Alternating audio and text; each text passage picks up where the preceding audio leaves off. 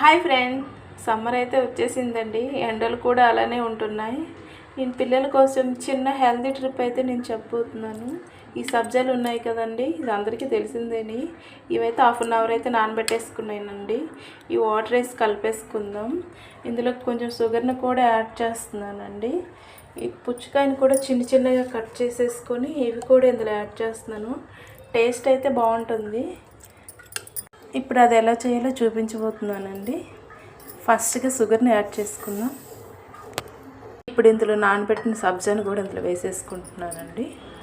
ఇప్పుడు ఇందులో కట్ చేసుకున్న పుచ్చకాయని కూడా వేసుకుంటున్నానండి. ఇప్పుడు ఇందులో కొంచెం వాటర్ అయితే యాడ్ చేస్తున్నానండి. వాటర్కి బదులు పాలు కూడా కాచి చల్లారబెట్టిన పాలు కూడా యాడ్ చేసుకోవచ్చు. కానీ మా పిల్లలైతే పాలు అయితే తాగడానికి ఇష్టపడరని నేను ఇలా చేస్తున్నానండి.